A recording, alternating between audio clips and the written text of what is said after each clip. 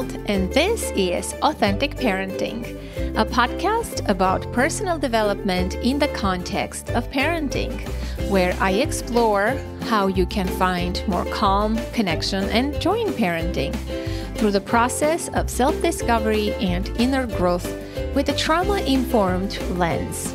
Today, we are talking about the drama triangle. The drama triangle is a dynamic model of social interaction. It was developed by Dr. Karpman when he was a student of Eric Berne, father of transactional analysis. The drama triangle maps a type of destructive interaction that can occur between people in conflict. There are three main players in the triangle: the persecutor, the victim, and the rescuer. We all unconsciously play those roles in social interactions.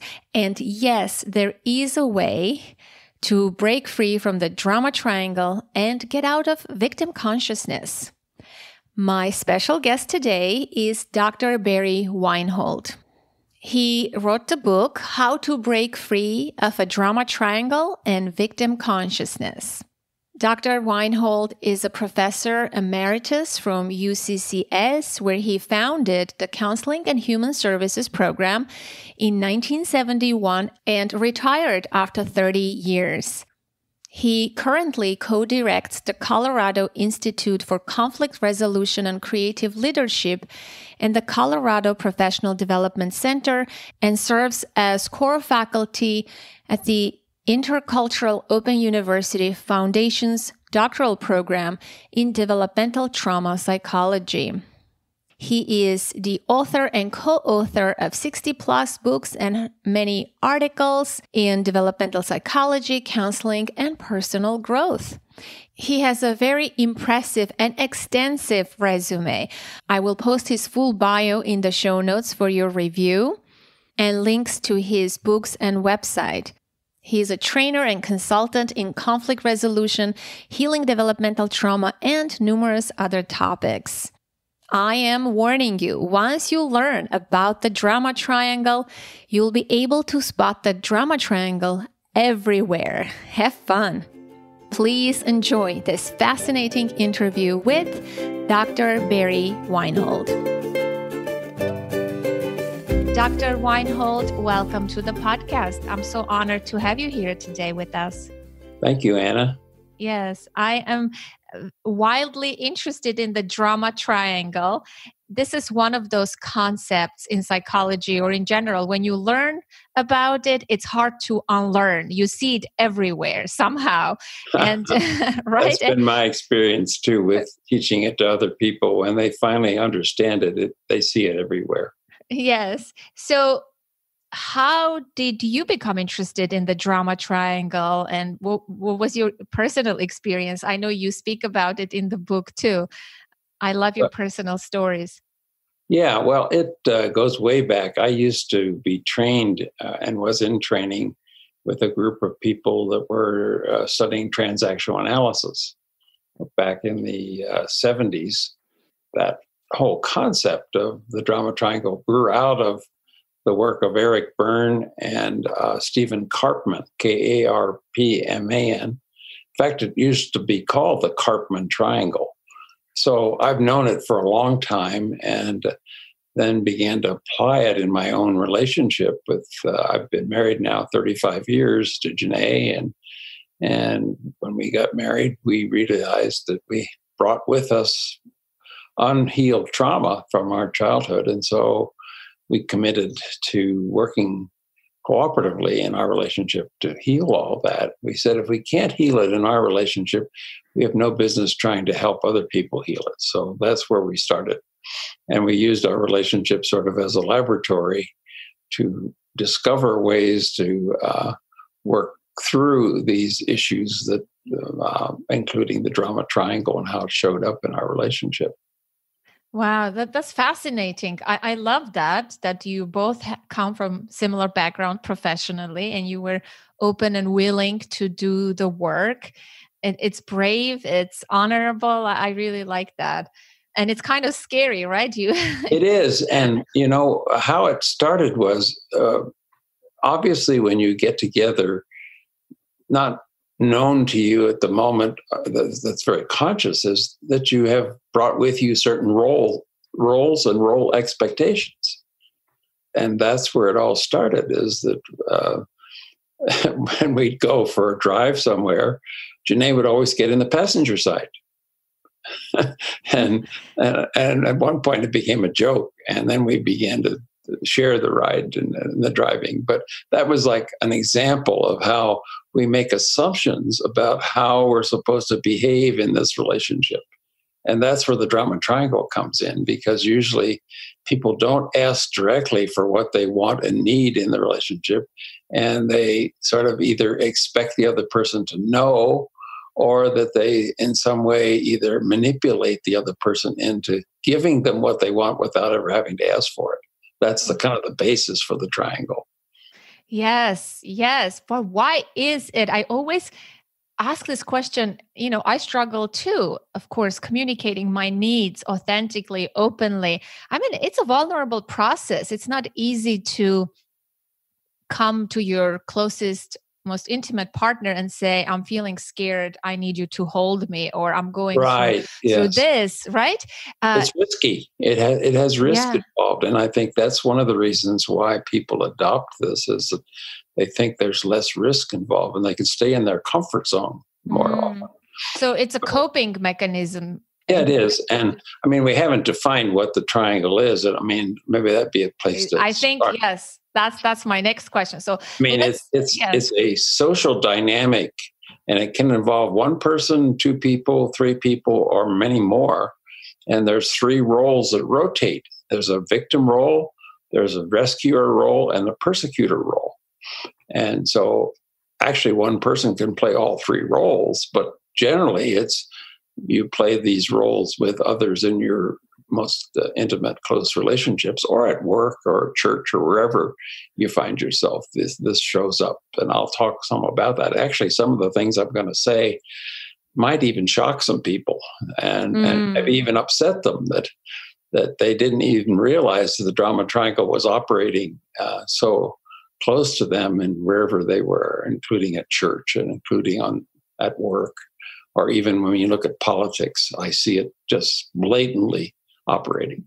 So I'll talk some about each of those. Yeah. So the drama triangle, it does have it's a triangle visually. If we describe it to the listener, it's an upside down triangle. Is that what it's called? That is, because the victim role's at the bottom of the triangle, and then the rescuer at the right and the persecutor at the left as you look at it. Mm-hmm. And persecutor and victim interact. Victim and rescuer interact. However, persecutor and rescuer never interact. Right. That's what keeps it going. Actually, there's another payoff that everybody seeks, and that's what keeps the triangle going. And that is that there is a competition for the victim role. Everyone would like to get their needs met without ever having to ask for them.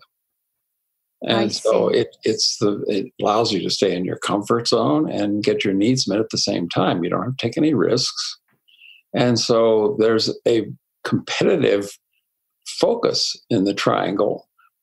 Everyone is trying, if it's multiple people involved, to get to that victim role, where you get a sort of a get out of jail free card. You get your needs met without ever having to ask for them. And that's the goal of what keeps the triangle going. Can I ask you to speak about each role then a little bit? Sure. Yeah. What it entails, like who is the persecutor? What does he do? Well, the persecutor is somebody who has kind of anger about their life and about things aren't working the way they'd like them to. And there's always a tendency then to try to find somebody to blame that on. And so frequently in the persecutor role, the persecutor is looking for somebody to blame for their life not working, and they're angry about that. They're in a kind of a blaming mode.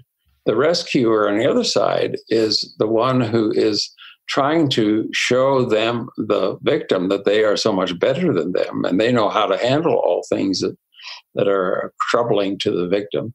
And so they do things that take away the power of the victim.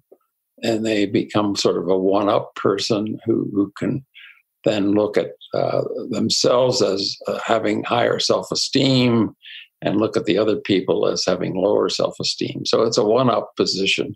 Both of them are one-up positions, but they come from a different orientation. And so the rescuer usually does things for people that they never asked for, or they take more responsibility for fixing things than they should, and making it less of a shared responsibility. They take the lion's share of the responsibility, and the other person then starts to feel sort of helpless and powerless, which is what a victim is. And so that's how a rescuer, and then how the persecutor or the rescuer gets to the victim role is interesting too. Now, the persecutor is blaming people, but after a while, they begin to be seen as a bad guy. And so they have to somehow justify the fact that their anger has a purpose and a reason. And then they usually end up feeling like they're not appreciated for what they say, and they feel put upon by other people, blamed again, blamed back, so that people start persecuting them, and they get to be victim. Now, on the rescue side is the rescuer tries to help people who are not asking for what they need or want, to try to figure out what it is they do need and want, and then give it to them. But oftentimes they miss the mark. And then the victim says, well, gee, that isn't what I wanted. How come you didn't do what I wanted you to do for me? And then the game of the rescuer is, well, I was only trying to help. But they start to feel like a victim then, that the person that they're trying to help doesn't appreciate their help. And they're now seen as unhelpful. And that's the worst thing a rescuer can be seen as being unhelpful. Yes. They go into victim. Because they came with this helpfulness, yeah. and not the type that we asked or wanted. And I know so many people like this. They smother you with their helpfulness. Absolutely, yeah. That's right. That's the rescuer, definitely. Anyone who does things for you that you could do for yourself, and you're supposed to then be appreciative of that, is a rescuer. Or if they don't even ask you if you want help, they just jump in and start taking over and helping you. and they probably feel then empty, resentful. I could see, right, when you give. Right, and then they feel like people don't appreciate my help, and they end up feeling like a victim. So do we have default, so to speak, dominant patterns? Let's say if I'm always the rescuer, and sometimes I play the victim as well. Of course. But is my dominant style obvious, so to speak? Yeah, I think there is obviously anyone who is in a helping profession is likely to fall into the rescue role at some point. And when I trained therapists, and I've trained over 1,000 different therapists over my career as a professor, and that was one of the things I really hammered on was be sure that you're not doing for something for someone that they could do for themselves. And ask permission if you want to give them help for anything.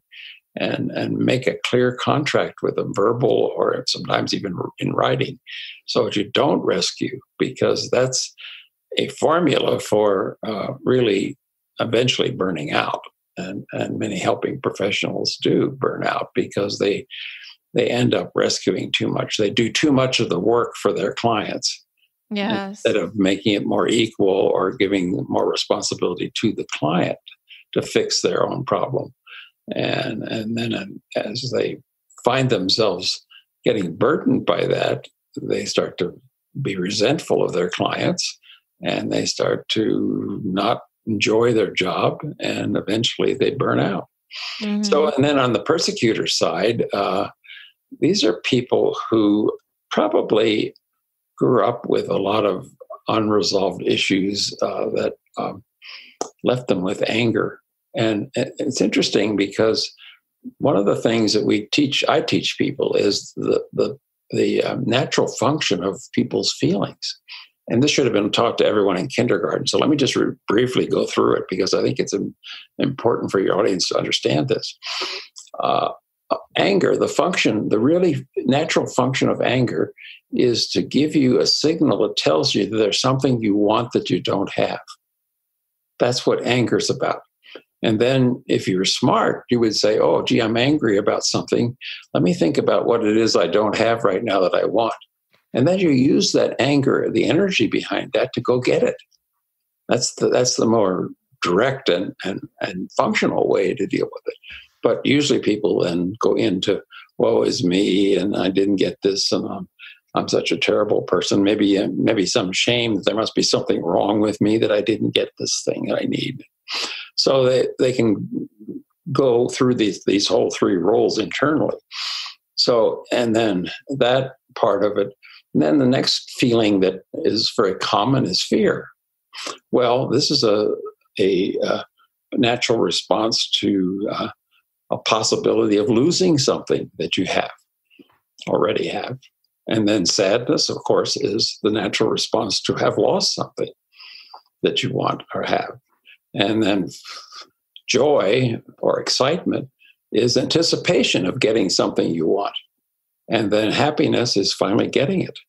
So there's the 5 basic feelings, and all of them are based on our needs and how we look at our needs. But if we have a distorted view of what our feelings are about, we misuse them. And that makes it difficult for us to use them in functional ways, which is what they were intended in the first place. Mm. Does that make sense to you? Yes, completely. Mm-hmm. And so the persecutors often have some kind of a twist in their thinking about that. And we, of course, study childhood trauma, and we think that either childhood abuse or childhood neglect is behind any kind of unfinished business that people bring into adulthood from their childhood, any unhealed traumas. And then we work with adults mostly trying to help them figure out ways to get those traumas healed. Now, and we often start with the drama triangle when we talk with people, because it's something that is easily explained and people start to understand it. And then the light bulbs go off and they start to see how frequently this shows up in their life. Yeah. Can you speak a little bit how we learn these patterns in parent-child relationship? And I could see how this overly helpfulness shows up in parenting, right? Yes, overprotecting your child, being what is sometimes called a helicopter mom, hovering over your child and making sure that everything's safe because of your own inner feelings of not feeling safe. You project that on your child, and then you overprotect. And that's one of the biggest causes, I think, of the dysfunction, is that overprotection doesn't give children a chance to build any resiliency, to learn some things by their own mistakes. And that's an important skill to learn as a child, to know how to, if you fall down and hurt yourself, what to do. And if somebody is always there hovering over you to take care of you, then it doesn't give you that opportunity. So that's one of the things. But we look more developmentally at how this all occurs. We have developed, or we have created a theory of development that involves 4 stages. And the first stage we call the codependent stage. And we wrote a book called Breaking Free of the Codependency Trap, which we wrote a long time ago and is still in print now, available through Amazon. And it describes what should happen in early childhood. And we call it 0 to 7 months. And 0 is really conception, because we look at prenatal development as being important as well in shaping people's developmental processes that they need to follow and complete successfully in order to move to the next stage without having to drag some of what you didn't finish in the stage before, because development is continuous and it doesn't stop. You can't stop the world and get off. It continues. So if you haven't learned anything at 7 months, you're going to be dragging some of that with you from into the next stage, which we call the counter-dependent stage. It starts about 7 or 8 months when the child is starting to become mobile. They can crawl or they can walk and be mobile, and they want to then explore the world around them. That becomes more important to them than sitting on mom or dad's lap and being comforted. And so in any way, it's a process that goes on till about age 3 in our developmental model. And the successful completion of that is tricky because very, very few parents went through it themselves, so they don't know how to guide their children through it. And so we think that less than 5%, maybe even less than that, but we'll give 5%, have actually successfully completed what we call the essential developmental processes of these first 2 stages of development. And if they did, by age 3, the child would have developed enough trust in their own internal resources that they could go on what I call internal power. And they could begin to rely on their own feelings, their own thoughts, their own intuitions, whatever, to guide much of their behavior. And they could also then ask for help when they needed it. But the source of all that would come from inside. Now, if that is not completed, then they become outer directed. And the source of everything that is important to them resides in other people. And they have to watch them very carefully to get the clues and the signals they need to function.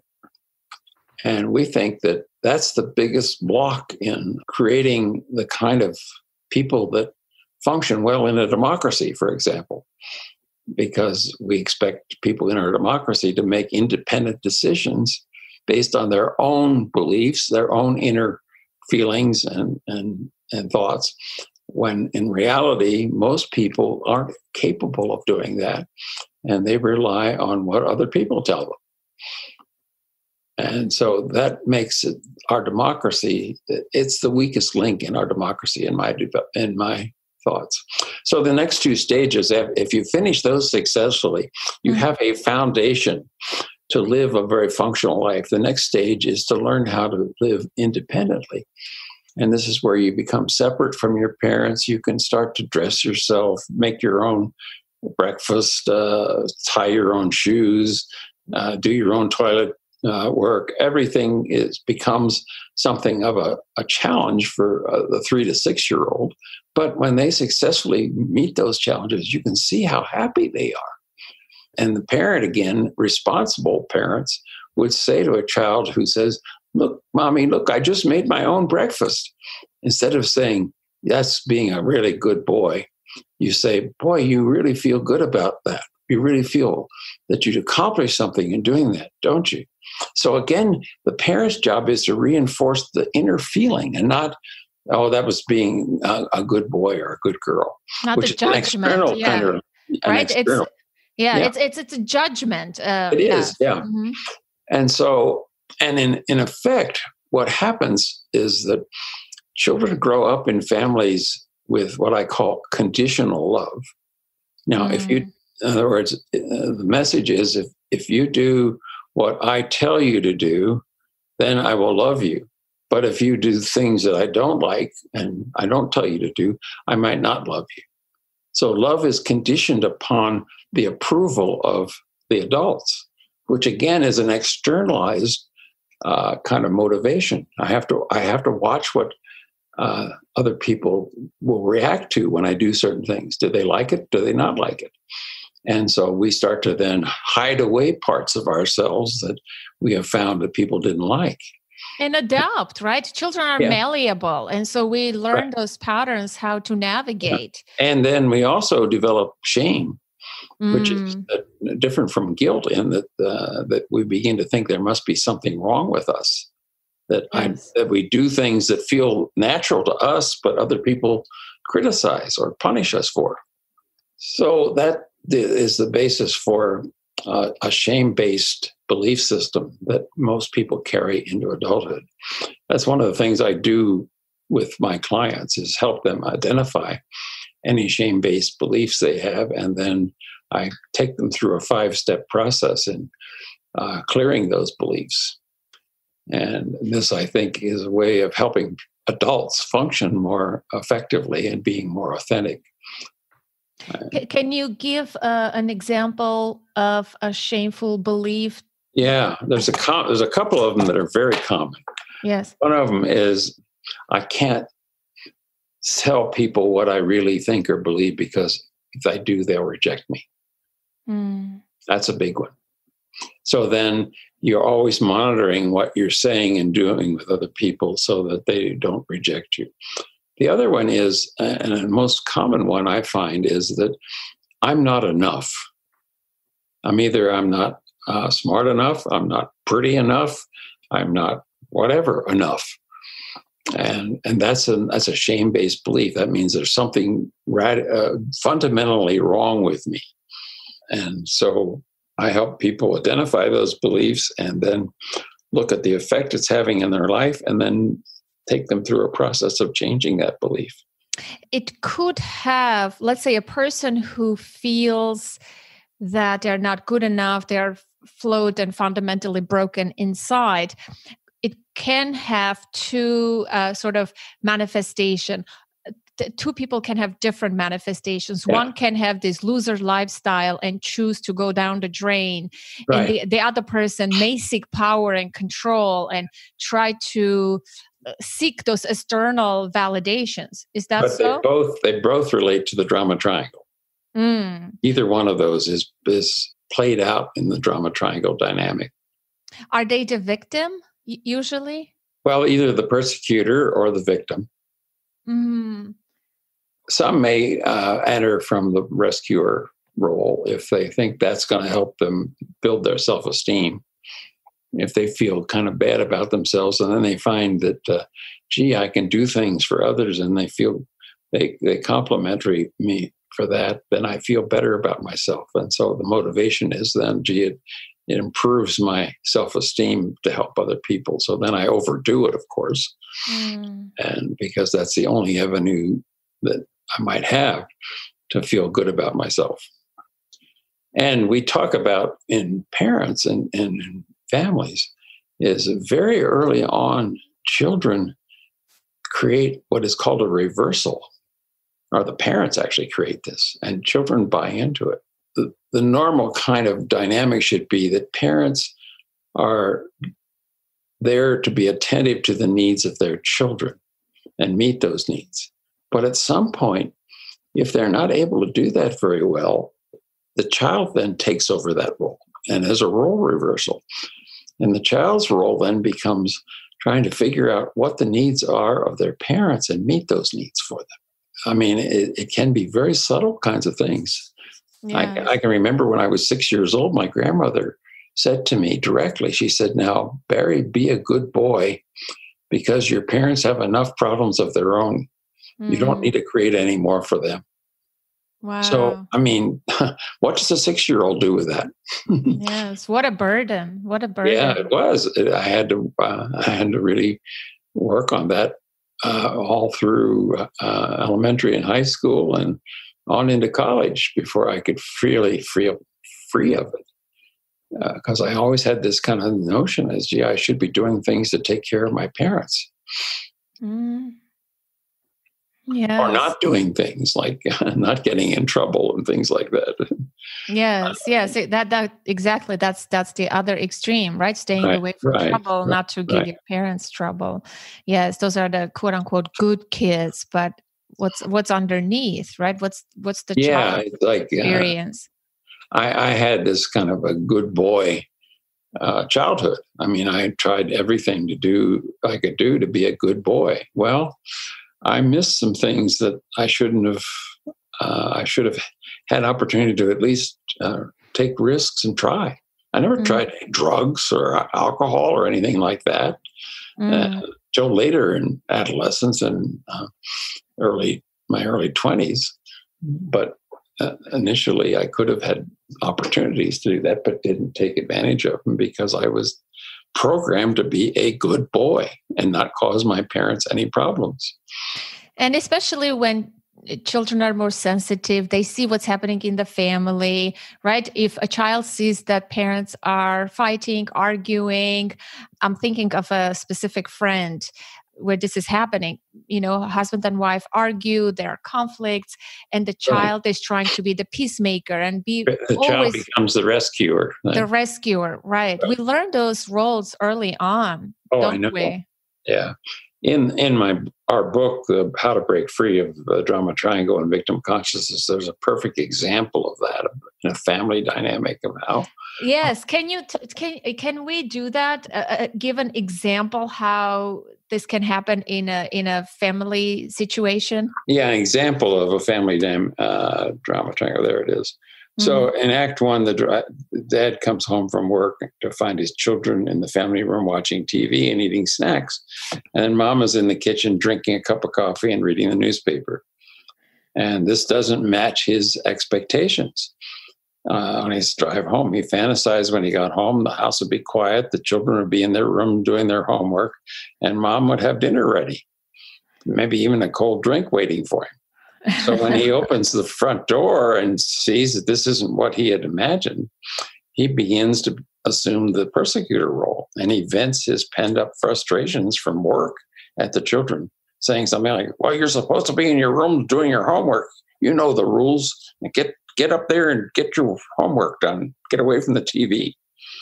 So then the children look up kind of surprised and stunned by dad's kind of anger at them, and they feel persecuted. And they respond then as victims, and they might even make an excuse like, well, mom said it was okay for us to watch TV, and now you're picking on us.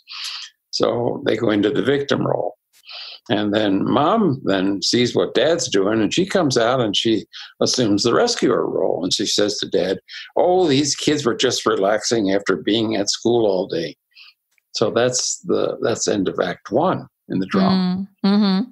And then the second act opens at the point where the mama then moves into the rescuer from the rescuer role to the persecutor role, and she attacks dad. Why do you have to come home every night and yell at the kids? And then the father then uses that to go into the victim role, and basically then he says, "Well, I had such a hard day at work," and yada yada. He goes into what a victim, victim. Now. Mm-hmm. And then the children then pick up the rescuer role. They turn off the TV and they'll say, "Oh, we're going to our rooms to do our homework. No, you don't have to fight over it." So that's the end of Act 2. And then Act 3, the dad shifts to the persecutor role and attacks mom. Why the heck did you let the kids watch TV? Why don't you have dinner ready? What are you doing? What have you been doing since you got home from work? You knew I'd be hungry. So then mom then goes into victim. And like she hears her daughter hearing her parents arguing in the kitchen. And the daughter hears this and then comes running to the rescue and says, "Oh, I'll help get dinner ready, Mom. And don't fight over it. I'll help." And that's the end of Act 3. And then Act 4, Dad, sensing that he looks like the bad guy in this situation, tries to rescue by saying, "Well, why don't we just order pizza or something and not worry about getting dinner ready?" And Mom, who hasn't been a victim yet, she needs to get to that role. So she overrides Dad's victim effort by claiming the supervision victim or the martyr role. She says, "I'm perfectly capable of getting dinner. Besides, it's too late for pizza. I've already defrosted the meat for dinner and we can't afford to let it go to waste." So she then feels like she's being attacked for not being a good mom. And she then switches again back to the persecutor role and Dad to the victim role. And she says to him, "All you can think about is something that is going to cost us more money. You don't ever pitch in and help get dinner ready. You just complain when it's not ready." And then that's her attempt to get Dad to be a persecutor and get rid of her anger. And then Dad can be the victim. So in Act 7, Dad then can either shift to be another victim or a super persecutor. So he decides to rage and explodes into the persecutor role so he can vent even more of his angry feelings about his frustrating day. And he says something like, I'm tired of always being the bad guy. I'm going to go and watch TV. I don't even want any of your dinner. Oh, God. So he becomes the angry victim in this drama. And that's how it ends. That's how it ends, right? Oh, God. At least this round of it. You can imagine maybe some other rounds that happen afterwards, but that's sort of the basis for it. But how could have we avoided this, right? Yeah, well, lots of things could have happened. Dad could have come home and he saw the kids not doing exactly what he thought they would be doing. And he would say, gee, well, let me find out why they're not doing their homework and watching TV instead. So he asked some questions. How was your day? Oh, Dad, we had an awful day at school, and that's why we're watching TV. Oh, well, I had an awful day too at work, and we have that in common. So again, there can be building some kind of relationship and some kind of connection and understanding of why people are behaving the way they do. Then then that can lead to people asking for what they want and need directly. So Dad can say, well, gee, what do you need from me to feel better about what happened today at school? Well, the kids could then think about that and decide, well, maybe they would just like to talk to Dad a little bit, or maybe they'd just like to watch TV for a little longer. And then they make an agreement about that. So they ask for what they want. They maybe had to negotiate a little bit with Dad about how long they could stay watching TV, and they find an agreement they can both live with.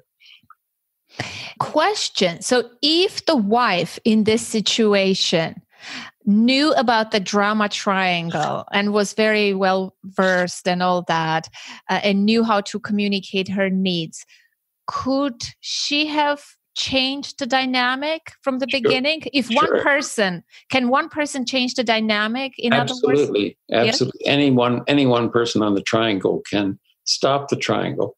And the best way to get off the triangle is to first maybe ask some questions to get some more information, but then to ask for what you want or need directly from a person and ask them if they're willing to do that for you or give you that to you. So when the dad... Yeah, I'm so excited about this. This is such a juicy topic. So when the dad comes acting as the persecutor and raises his voice at the kids and complains and all that, the mother could have asked, honey, what is it that you need? Asked a couple questions. What is it? You look like you had a bad day. What is it you need from me to help you feel calm down and relaxed? Yes. So, this situation... Any step in those 9 or 7 different acts in the drama, somebody could have, instead of doing what they did, done what you just suggested, is asking for what do people need. But see, it's so common. This kind of dynamics are so common in households. We hardly stop and think that there's nothing wrong with that. It happens in every household, right? And we get so used to this kind of situations. I know. The skids are greased, and people just jump right into them, into the roles with that because they're well practiced. That's the thing about them, is that to break free of them, you have to then practice the opposite of it, and that's always takes a while. So it is possible to completely break free from the drama triangle. Right. And the most common way to break free is to commit to yourself, not to other people, but to yourself, that you're going to be willing to ask for what you want and need from other people directly, 100% of the time. And you of course wrote about this, and you mentioned that you guys changed this dynamic in your relationship, yes, and you saw results. Can you tell me how it felt, when you first started communicating from your needs? It felt a little awkward, yeah. And it was kind of out of the normal kind of way we communicated. And so at first it was a little awkward, but that didn't take too long to pass by. And we began to see how more effective it was. And we had fewer arguments and fewer conflicts. And it just turned out that we learned after trying it for a while that it worked so much better than the other way we were doing it. And is there specific language or vocabulary that you suggest that we use when we speak about our needs? And well, I think it's useful sometimes if a person isn't asking, and that's kind of common. Mm-hmm. You can say to a person, "It looks like you need something from me. Would you tell me what that is?" And so you invite them to be direct with you. But what if the person says, what if it's the woman who says, "It looks like you need something from me," and the man is the macho, has to play the strong man and says, what are you trying to do? You're assuming that there's something wrong with me, or some kind of answer like that. People can jump on that and use it as an opportunity to maintain the triangle. I mean, I think you can say to somebody in a way that you're trying to be cooperative with them. Like, I see you look angry. I see you look sad. Is there anything that you might need from me that could help you with that? And then they have to think about that. Do you think it is wise for a couple like this to speak about this process that they're going to apply ahead of time and discuss? Oh, yeah. I think it's very, very useful to make it conscious and to make those agreements conscious. I'm not gonna assume that you'll know what I want or need. I'm gonna be willing to ask you directly if I need something from you.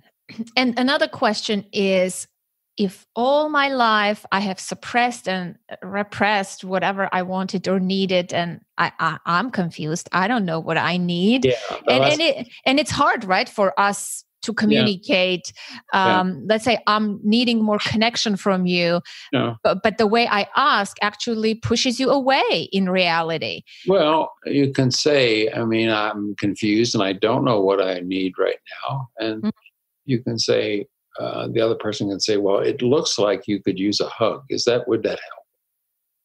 Yeah. Or, something that you could make a suggestion, or it looks like you could use some positive feedback from me that would help you feel better about yourself. And then you ask, is that something that would be helpful? You don't just do it. You just ask. Never do anything without first asking. Yes, don't be a rescuer. Right. I did this the other day. Funny enough, my husband was having a hard day. He was working very hard. He had a deadline. He stayed up all night. And I saw that he was struggling. And of course, I want to ameliorate his pain. And I came close and I said, it looks like you're having a hard day. He said, yes. I said, do you want me to give you a hug or something? He said, no, not right now.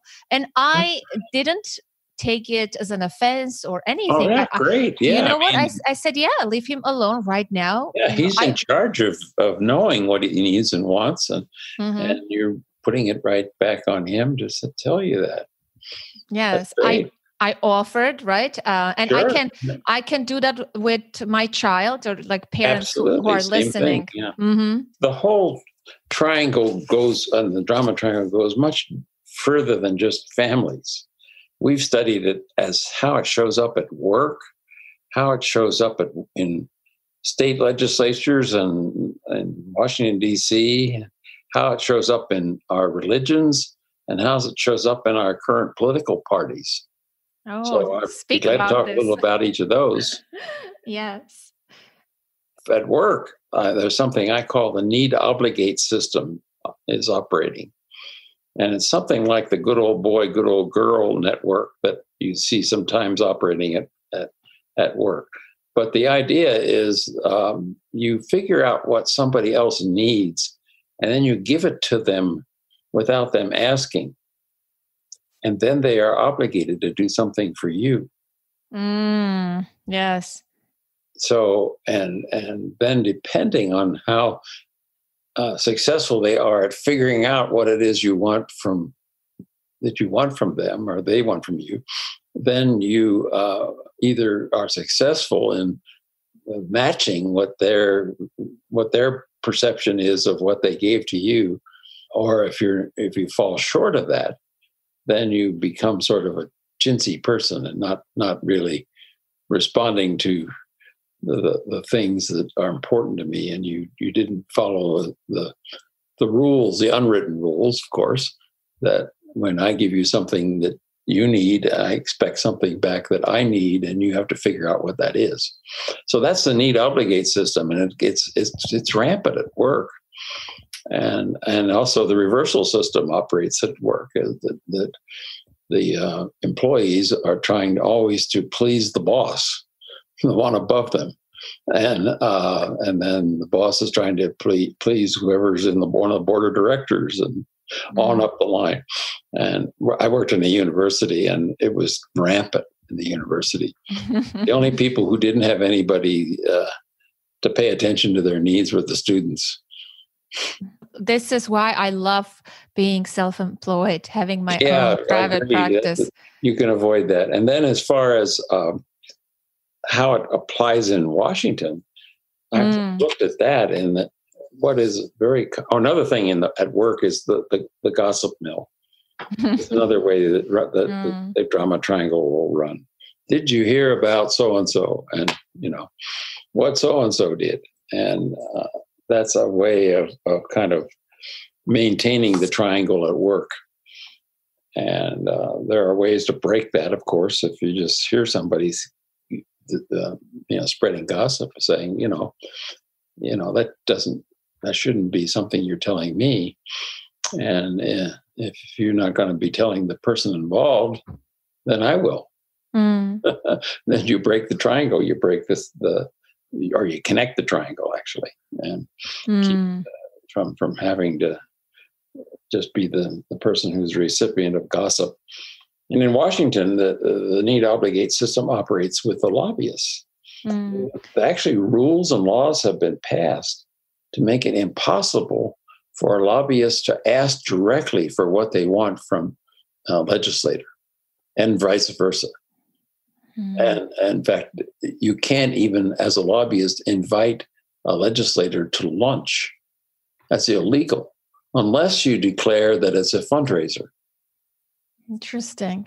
And so the whole, and then even as members of Congress try to get bills passed, they have to then do this game with finding what some of their colleagues might need in exchange for their vote. And so any kind of so-called bipartisan effort is often behind the scenes negotiated about using the need-obligate system. And again, it's not always direct. They don't say, if you vote for my bill, I'll vote for yours. But that's implied. I will support whatever it is that you are needing support for. And so that's how our whole government works. And then the political parties, spinning off of that, is right now, the Republican Party is kind of the persecutor party. And the Democratic Party is the rescuer party. And the victims are the citizens and voters. Oh, boy. And so it's locked in. And again, competition for who's going to be the biggest victim is what drives the day. And you can see that in the news. I mean, everybody, if the Democrats do something, then the Republicans say, oh, they're just making us look bad, and we're victims of their shenanigans and their manipulations. That was true with the impeachment thing. That's how the whole impeachment thing devolved to. And then the Democrats can say the same thing. The Republicans are trying to keep people from being able to vote, and they're trying to, block our bills from being passed that would help the people. And we're being victimized by the Republicans. And so the whole political system, it runs 100% on the drama triangle. Well, actually, almost all of Christianity, with a few exceptions, accept the doctrine of original sin. And that really, in essence, if you break it down into the drama triangle, means that we were all born as victims. Yeah, that's true. Yeah. And so the only way that we can be freed of our victimhood, and usually then the persecutors are the church leaders, ministers, and other people who are trying to remind you and convince you of your sinful nature. And then the only escape from that is to do enough good deeds or be given some kind of redemption from your sins by Jesus or by the church leaders, and then you are saved and you go to heaven. And if you don't do the right thing, and the opposite is that you burn in hell for eternity. So this doctrine of original sin sets up the whole drama triangle and maintains it as a way of keeping people under the control of this dynamic, because you're never free from being a victim, from being not sinful anymore. You're always a sinner and always will be. And then the only way out is to be rescued. And so it, to me, is and actually the whole concept of the original sin was not in early Christianity. It didn't show up until about the 11th century in the Catholic Church, and then later was adopted after the Reformation into the Protestant Church. And so it doesn't show up at all in Judaism or Islam or any other of the major monotheistic religions. It just is unique to Christianity. And there are just a few denominations within Christianity that don't believe in the original sin, but the vast majority do. Then the other thing that is interesting too, that is a setup for the drama triangle, is the golden rule. Which, if you look at that, which is that do unto others as you would have them do unto you.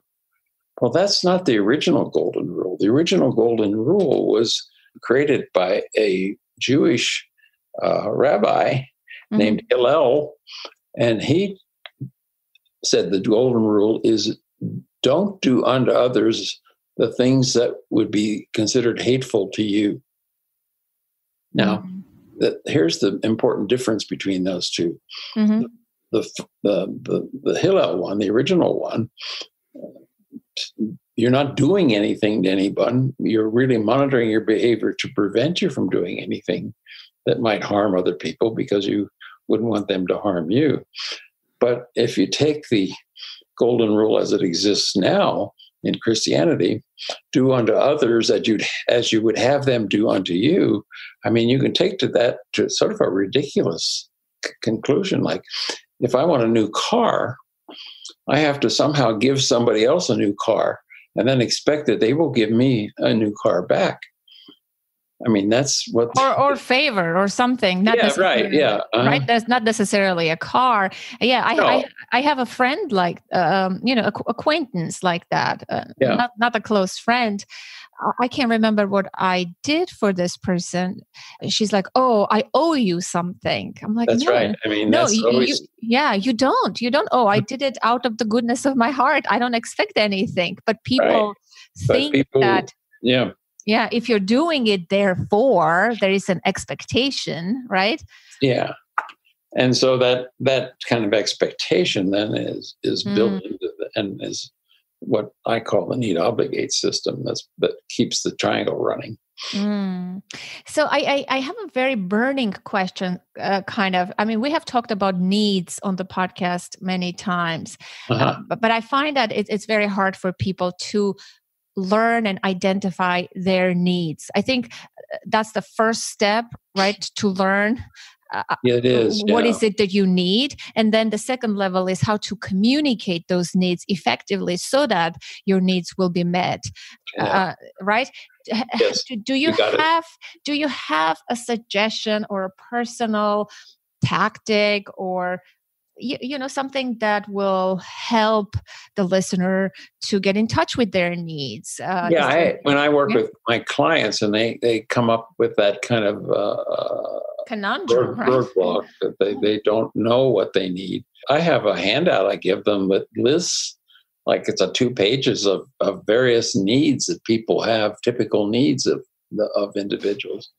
And it sometimes kind of stimulates their thinking about, oh, yeah, I need that. Oh, I need that too. Oh, I didn't think about that. And so there's a ways around that when you just help people develop more of a vocabulary then. I mean, it's often that they do have the need, but they don't know how to express that need. And so then the second step then is to teach them how to express that need directly and ask for what you need from other people directly. And if that person is not the one to meet your need, don't be resentful and angry because right? We can get our needs met through other means. I'd often say to my clients, and they give me that example, I say, well, you don't go to an empty grocery store to get what you need there, do you? So you find a grocery store, it has what you need in it. So you then find people who have what you need from them and are delighted to help and give it to you if you ask for it. But again, there's a powerlessness and a helplessness that we are encountering here. And that's what is behind the fact that people don't have any clue about their needs, is that they never had to define them. It was, and they felt like at the mercy of other people. And so that's where the justification for why I have to manipulate people to get them to meet my needs comes from, is that they don't take responsibility for their own needs. And they never had to, because they've always kind of watched what other people did and figured out ways to get them to give them what they needed without ever having to ask. Yes, because our needs were not met, they were denied, they were minimized, rejected. Like you said, be a good boy, the burden was put upon us, and so many variations, right? And I think that, it seems like it would be easy to just ask for what you want and need if you knew what it was that you needed. Well, because of our experiences of probably asking many times as a child and being denied, the memory of that sticks with us. And as we grow older, then the risk involved with asking and someone saying no becomes even greater in our mind. And that's what keeps us stuck in the triangle. Yes. And as children, we have many more wants that we communicate to our parents than needs, right? The needs are sort of unspoken. Our parents have to take care of our needs, our emotional needs and our physical needs. I find that physical needs, parents are very adept and, they know what to do, but the emotional needs are the hardest. And children usually confuse the need with the want. And when children insensibly, constantly want things, parents learn to shut down, right? And children learn to not ask anymore. And that turns into a pattern that they don't communicate their needs even. But there's another way that I help my clients identify this issue. I call it the 2 lists writing exercise. And I have them write this for each of their parents or the people who were their major parenting persons in their growing up stage. And the first list is the things that, as an adult now, as you look back on your childhood, what would you have liked to have gotten from your parents, from either parent, that you think now as an adult, if you'd have gotten that, maybe your life would have been a little easier. So you list all those things. And then the second list is, as you think back in your childhood, think about the things that you got that really didn't do you much good. In fact, might have been harmful in some way to your functioning as an adult. And then you make a list of those. And then the 2 ways of getting through those, the first list, of course, are the things that you didn't get, and you can still ask for those. You can still find people who will now give those to you that you didn't get And I mean, an example for me on that list was growing up in a German Lutheran family. Nobody ever spoke of love. Nobody said, "I love you." It was just assumed that they put a roof over my head and they food on the table and clothes for my body, that they loved me. And I was supposed to assume that. But it sure would have been nice to have heard it. And so I eventually, when I was an adult, figured out that that was something that I could have used and would have done me some good. And so I could have sat around and waited for my parents to eventually do something around that. But instead, I took the bull by the horns. And so when I was in graduate school in Minnesota and they were living in Pennsylvania, when I end my phone calls, I would say, "Well, I just want you to know I love you." And at first, there was this dead silence. You know? And eventually there was this murmuring, "Well, I love you too." You can tell it was very uncomfortable for them. But it broke the ice on that. And then eventually they began to take initiative. And every time after that, when we greeted either on the phone or in person, or when we were leaving each other, saying goodbye, it was always accompanied with "I love you." Oh my gosh, it's so interesting you say that. I had another guest, a German guest, and he said the same thing, that when he came to America, he heard "I love you," "I love ice cream," "I love this," "I love that." This "I love" used so much, and he said it was very foreign to him. I know. But I find that in certain, I speak 5 languages, 6, and it's hard to say "I love you" in certain languages. It's a cultural, of course, culture is reflected through the language, but I think in America it's so easy, right? "I love you," "I love this," but in certain cultures, like in my culture, I'm a native Armenian speaker. It's hard to say "I love you." I speak to my dad, frequently. I don't know. I don't say it often. I'm not sure even if I ever say it in those words. "I love you, Dad." Well, I remember after breaking through all this with my parents, I was doing a workshop near where they lived, and I invited them to come and be part of it. And so in the beginning, we ever went around and introduced ourselves. Mm-hmm. My dad was kind of a shy person. He never talked a lot about in groups. But at this meeting, he stood up. Now, everybody was sharing. They were sitting down in a circle, and he stood up. And he said, "I just want everyone in this room to know how important it is to tell your children that you love them." Oh, wow. My lower jaw was on the floor. Oh. And he was so sincere, and he got it. And the other thing was around hugging. I mean, in the earlier tradition, I was shaking our hands. Men don't hug, that was part of the culture. So we just would shake our hand when we either greet each other or leave. So I just began to reach out and give my dad a hug. First, it was like hugging a board. But eventually he loosened up and was able to give me hugs even before I offered them. And so we never after that either greeted or parted without hugging each other and saying that we loved each other. So that was a major accomplishment in my family. And I mean, I never thought of it as sort of initially as a problem, but when I got older and I thought about it, gee, it would have been nice to have heard that more often. And I'd feel more confident about myself if I heard that more often. So I decided to take the bull by horns and make it happen. Wow, fantastic. I love this. Is such a heartwarming story. Is there anything else you would like to say about the drama triangle? Well, I didn't finish the second list. I said the first list of things you didn't get that you wish you'd have gotten. Yes. And the way you deal with that list is you then figure out people in your life right now that you can ask for to get that from. And the second list, the things that you got that you wish you hadn't. The main thing you do about that is you forgive. And the term forgive, if you look at it as a word that has 2 parts, for and give. It means to give back, to give for. Mm-hmm. And so what you do is you take a look at those things on the list and you say, well, where did I get that from? Well, did I get that from my father? Okay, I'm going to give it back to him.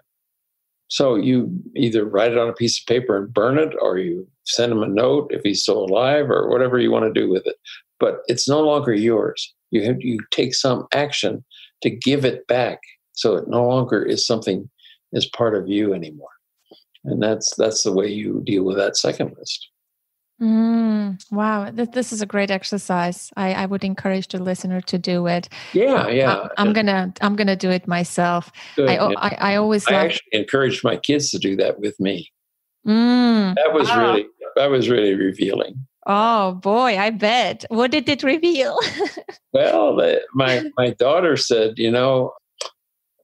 she reminded me of something in fourth grade when she applied to, or was actually in this county science fair, and she had a science fair project, and I must have somehow made fun of it or something, didn't give her the full credit or support for it, and she remembered that.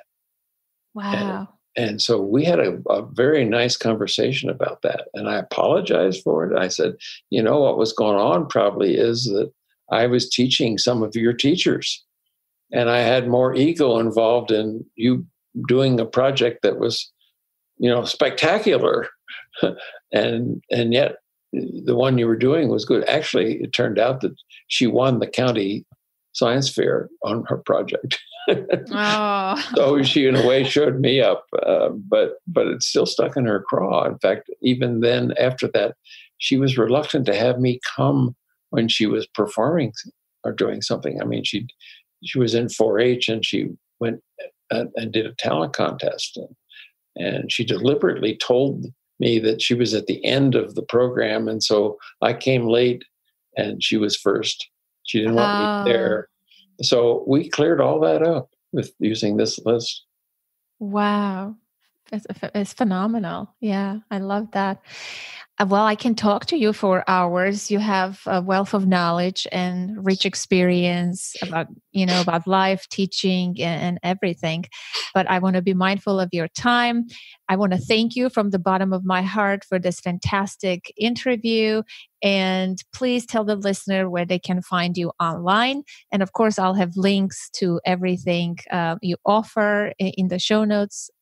But where can they find you online? Well, the URL for our website, we have 4 of them, but this is the main one, and it's the plural of my last name, our last name.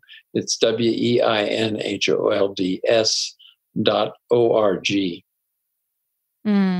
Okay. And all of our books are listed up there, and all of them are available through Amazon. I just published my 68th book 2 weeks ago.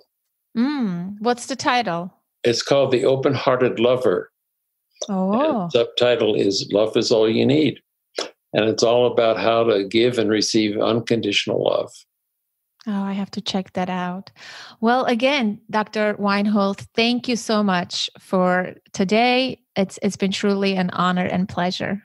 Well, thank you, Anna. I enjoyed talking with you about a topic that's of great interest to me.